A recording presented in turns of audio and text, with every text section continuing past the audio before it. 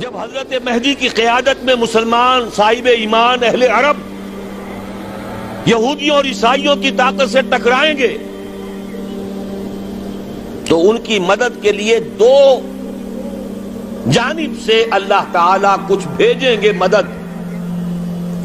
ایک تو آخری مرحلے میں مدد آئے گی حضرت مسیح عیسیٰ ابن مریم کا نزول، جو یہودیوں کی طرف رسول بنا کر بھیجے گئے تھے.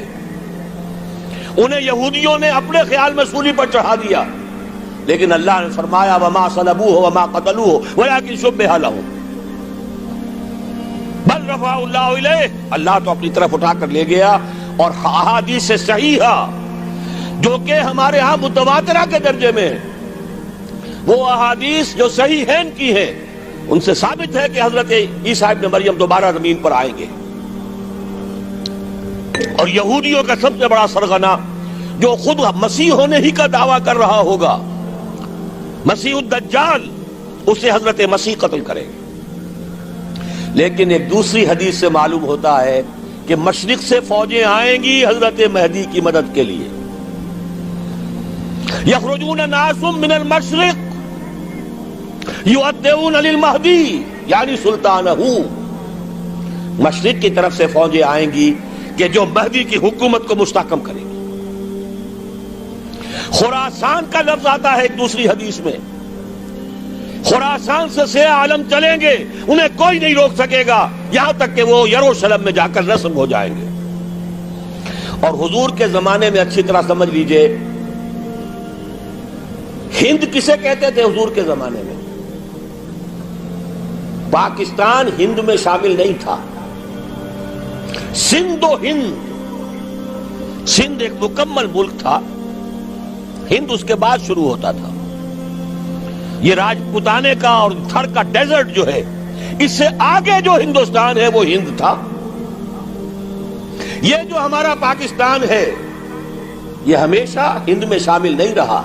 حضور کے زمانے میں بالخصوص سندھ و ہند، دریائے سندھ چلا آ رہا ہے.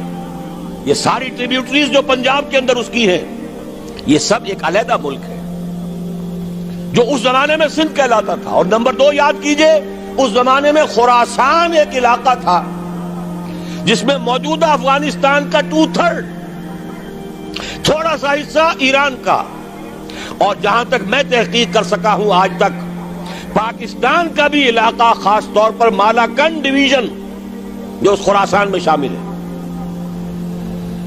خراسان سے سیاہ عالم چلیں گے جو جا کر یروشلم میں نصب ہوں گے. یہاں بھی ایک نقطہ نوٹ کر لیجئے، پہلے بھی یروشلم ہم سے چھینا تھا. کس نے چھینا تھا؟ عیسائیوں نے، کروسیڈرز. واپس کون لیا؟ کس نے لیا؟ عربوں میں دم نہیں تھا، عرب عیاشیوں کی وجہ سے کھوکھلے ہو چکے تھے. واپس لینے والا صلاح الدین ایوبی، کرد خون. اب دوبارہ یروشلم لیا جا چکا. چھینا کن سے گیا؟ عربوں سے. عرب واپس لے سکتے ہیں؟ کوئی اندیشہ اگر ہو سکتا تھا عراق کے بارے میں کہ شاید اس کے ایٹمک دانت نکل آئے، جو سازش کی گئی، جس طرح اس احمق اور پاگل صدام حسین کو دام میں پھنسایا گیا. صدام 100 جال، دام کہتے ہیں جال کو، صدام اس میں جو پھنسا ہے تو اگلا پچھلا کھایا پیا سب اگلوا لیا. اور ہے ہی کون؟ اس کے پاس ایٹمک ہتھیاروں کا ذخیرہ موجود ہے، اور کسی کے وہ ایٹمک دانت بھی نکلنے نہیں دے رہے. پاکستان کے اوپر کتنا دباؤ، اور ہمیں نہیں پتا کتنا کچھ دباؤ قبول کیا جا چکا. یہ تو سبھی مانتے ہیں. کیپ کر دیا گیا، روک دیا گیا، آگے تو نہیں بڑھ رہا، یہ تو سبھی مانتے ہیں. رول بیک بھی ہو گیا یا نہیں کچھ پتہ نہیں. لیکن کسی صورت یہ نہیں تسلیم کریں گے، قبول کریں گے کہ کسی مسلمان ملک کے پاس ایٹم بم آ جائے. یہودیوں کے پاس ذخیرہ موجود، سب جانتے ہیں. بہرحال یہ جان لیجئے اس علاقے سے امید ہوتی ہے سندھ اور خراسان. حالات بہت خراب ہیں ہمارے، اور حالات بہت خراب ہیں افغانستان کے بھی، لیکن حالات کے بدلتے اللہ تعالیٰ کی مشیت کے تحت دیر نہیں لگا کرتی. سیرت نبوی میں مجھے نظر آتا ہے سن 10 میں 10 نبوی ہجرت سے 3 سال پہلے 2.5 سال پہلے کہیں سے کوئی امید کی کرن نظر نہیں آتی تھی کہ عرب میں اسلامی حکومت قائم ہو جائے گی. 10 برس ہو چکے محمد الرسول اللہ کو دعوت دیتے ہوئے، اور ابھی تک بمشکل 125 آدمی ہے. اپنے بل پر اپنے طاقت پر مکے میں رہ بھی نہیں سکتے. کیسے ہو جائے گا؟ کہاں سے ہو جائے گا؟ میں آج پوچھتا ہوں، کوئی سر بتائے کہیں سے کوئی امید کی کرن اس وقت نظر آتی ہے؟ اس ماحول میں لے جائیے. اگلے 3 سال میں کیا ہو گیا؟ پہلے سال 6، اگلے سال 12، اس سے اگلے سال 72، اور بیعت عقبہ ثانیہ ہجرت، اور وہاں سے اب حضور کی طرف سے انیشیٹ شروع ہو گیا، انیشیٹو. تو ہم نہیں کہہ سکتے اللہ تعالیٰ کی قدرت، اللہ کی مشیت. یہ یقین ہے کہ دنیا کے خاتمے سے پہلے نظام خلافت قائم ہوگا، اور تمام دنیا میں ہوگا. ظاہر ہے کہیں پہلے کسی ایک جگہ سے ہوگا، جیسے حضور کے زمانے میں ہوا. اگر بیک وقت پوری دنیا میں ہو سکتا تو حضور کے دست مبارک سے ہوتا. اگر حضور کے دست مبارک سے بھی ایک ملک میں ہوا، جزیرہ نما عرب میں ہوا، پھر حضور کے امتی ہیں نا، ابو بکر ہے، عمر ہے، عثمان ہے، صحابہ کرام کی فوجیں نکلی ہیں، امتی ہیں. امتیوں کے ہاتھوں اس کی توسیع ہوئی. اب بھی یہی ہوگا، کسی ایک علاقے میں ہوگا. میرا گمان ہے، میں یہ یقین سے نہیں کہہ سکتا. گمان بھی میرا ان احادیث کی روشنی میں ہے جو میں نے آپ کو بتا دی اور موجود ہے اس کتابچے کے اندر. علامہ اقبال نے بھی انہی کے حوالے سے کئی کہا ہے، میرے عرب کو آئی ٹھنڈی ہوا جہاں سے، میرا وطن وہی ہے، میرا وطن وہی ہے. اس علاقے سے کچھ ہونے والا ہے اور ہوگا انشاءاللہ. میری زندگی میں نہ ہو، آپ کی زندگی میں نہ ہو، کوئی پرواہ نہیں. حضرت حمزہ تو شہید ہو گئے غزوہ احد میں. 5 سال کے بعد حضور مکے میں داخل ہوئے ہیں فاتح کی حیثیت سے. حضرت حمزہ کی نگاہوں نے، ان آنکھوں نے تو نہیں دیکھا، عالم ارواح میں اللہ نے کیا مشاہدہ کرایا ہوگا انہیں، وہ تو ہمیں معلوم نہیں. بعض صحابہ شہید کر دیے گئے مکے ہی میں. بہت بڑی کامیابی. اپنی جان لگا دیں، اپنے آپ کو کھپا دیں، اپنے آپ کو مٹا دیں. جس طرح روڑی کوٹ کر بنیادوں میں بھر دی جاتی ہے، ہماری ہڈیوں کا چورا بنا کر اور ہمارے خون کے اندر اسے گوندھ کر اگر وہاں ڈال دیا جائے، اس سے بڑی سعادت کوئی نہیں. اس پر تعمیر ہو خلافت علی منہاج النبوہ کی، ہم اس کی بنیاد کے اندر دفن ہو جائیں، یہی بہت بڑی سعادت ہے. لیکن یہ ہوگا. میں نے عرض کیا تھا کہ یقین ہے مجھے کہ ہوگا،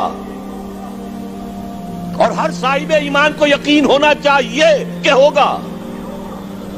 باقی یہ کہ یہ آثار ہیں اور احادیث بھی ہیں، اور 400 برس کی تاریخ بھی بتاتی ہے کہ یہیں سے ہوگا. 1000 برس تک سارے مجددین امت عالم عرب میں پیدا ہوئے. 11ویں صدی کا مجدد اعظم شیخ احمد سرہندی کہاں دفن ہے؟ سرہند میں، ہندوستان میں. 12ویں صدی کا مجدد اعظم شاہ ولی اللہ دہلوی کہاں دفن ہے؟ دہلی میں. 13ویں صدی کا مجدد اعظم سید احمد بریلوی، ان کی تو قبر بھی معلوم نہیں، لیکن ان کا خون جذب ہوا دریائے کنہار میں، اور ان کے سینکڑوں ساتھیوں کی لاشیں اس بالا کوٹ کے مقام پر. 14ویں صدی کے مجدد اعظم شیخ الہند، لیکن ان کے ساتھ ساتھ اتنے اعظم رجال علامہ اقبال جیسا مفکر، مولانا مودودی جیسا مصنف، مولانا الیاس جیسا مبلغ کہیں اور ہمیں دکھا دیجئے آپ۔ میں کل کہیں عرض کر رہا تھا، دیکھیے پہلے جو ہے 1000 برس تک ہر خیر ہندوستان میں باہر سے آ رہا تھا۔ معین الدین اجمیری باہر سے آ رہے ہیں، شیخ علی حجویری باہر سے آ رہے ہیں، سندھ میں جتنے اولیاء دفن ہیں سب کے سب باہر سے، ایران سے چلے آ رہے ہیں۔ لیکن جیسے ہی 11ویں صدی شروع ہوئی، ریورس ہو گیا آرڈر۔ اب سلسلہ مجددیہ نقشبندیہ اب ہندوستان سے نکل کر پھیل رہا ہے۔ پورا افغانستان، پورا ترکستان، تمام یہ ترک ریاستیں جو آزاد ہوئی ہیں ابھی USSR کے خاتمے کے بعد، یہاں تک کہ سائپرس، جزیرہ قبرص، پورا ترکی جو اب بھی ہے موجودہ ترکی، سلسلہ مجددیہ نقشبندیہ کہاں سے چلا؟ ہندوستان سے پھیل گیا پورے عالم اسلام۔ مفکر، علماء دین اور تمام علوم دینی کا مجدد شاہ ولی اللہ دہلوی، خالص ترین جہاد فی سبیل اللہ دور صحابہ کے بعد جماعت مجاہدین جام شہادت نوش کیا، سینکڑوں ہمارے مجاہدین۔ پھر 14ویں صدی میں اقبال جیسا مفکر، مودودی جیسا، دوبارہ دوہرا رہا ہوں، مصنف، مولانا الیاس جیسا مبلغ مجھے تو کہیں نظر نہیں آتا۔ تمام مسلمان ممالک آزاد ہوئے، کہیں اسلام کا نام نہیں لگا، نہ سرکاروں نے نعرہ لگایا، نہ کہیں کسی اور نے نعرہ لگایا۔ عربوں نے بھی عرب نیشنلزم کا نعرہ لگایا، اسلام کا نعرہ نہیں۔ تحریک پاکستان میں نعرہ لگا، پاکستان کا مطلب کیا؟ لا الہ الا اللہ۔ صبح عرض کر چکا ہوں، تحریک خلافت پوری دنیا میں کہیں نہیں، صرف بر عظیم پاک و ہند میں۔ اور کیسی تحریک خلافت کہ ہندو شریک ہوئے، گاندھی شامل ہوا، پورے ہندوستان کو جس نے گنجا دیا۔ یہ دوسری بات ہے کہ جب خود مصطفیٰ کمال نے ختم کر دیا تو اب کیا کرتے؟ مدعی سست گواہ چست۔ نوٹ کرنے کی بات ہے، کچھ آثار ہیں، 400 سال کی تاریخ ہے، بتا رہی ہے پاکستان کا قیام خود ایک معجزہ۔ یہ ساری چیزیں مشیت ایزدی میں کسی بڑے خیر کا پیش خیمہ ہے۔